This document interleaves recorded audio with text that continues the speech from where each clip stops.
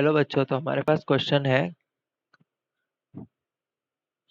If find S infinite for each of the following infinite GP 1/3 1/9 up to infinite.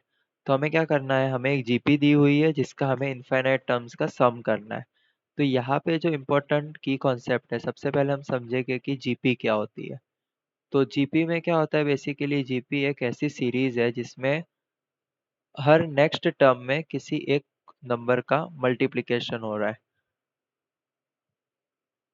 जैसे कि इस GP में हर अगली टर्म में आर का मल्टीप्लिकेशन हो रहा है, तो जिसका मल्टीप्लिकेशन होता है उसको हम कहते हैं कॉमन रेशियो। और कॉमन रेशियो को हम फाइंड कर सकते हैं a n plus one divided by a n. Means अगर हम कॉमन रेशियो निकालना है तो second term divide by first term, third term divide by second term. तो इसको जनरलाइज करके हम ऐसा लिखते हैं, बट बेसिकली हम ऐसे भी फाइंड कर सकते हैं कि A2 डिवाइडेड बाई A1, तो हमें R की वैल्यू मिल जाएगी।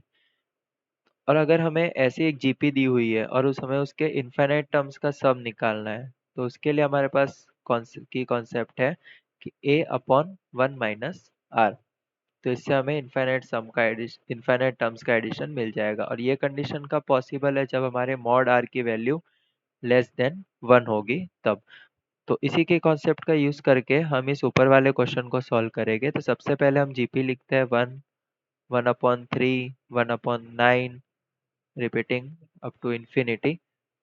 तो यहाँ पे सबसे पहले आर की वैल्यू निकालते हैं। तो r will be A2 divide by A1। तो A2 है 1/3 एंड डिवाइड है, तो यहाँ पे 1/1। तो आर की वैल्यू हमें मिल गई 1/3 which is obviously less than 1। तो आगे हम अभी ऊपर वाले की कॉन्सेप्ट का यूज करके, तो हमारे पास की कॉन्सेप्ट है S infinite is equals to a upon 1 minus r. तो यहाँ पे इस जीपी के लिए जो ए है, ए मीन्स फर्स्ट टर्म, तो इस जीपी की फर्स्ट टर्म है 1 और आर हमने फाइंड किया 1/3। तो इसके लिए infinite sum will be 1/1 minus 1/3।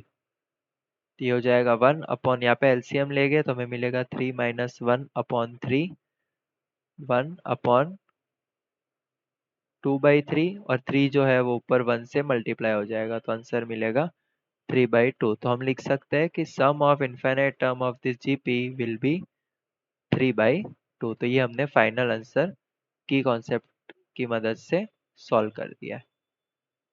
Hope you guys understand it. Best of luck.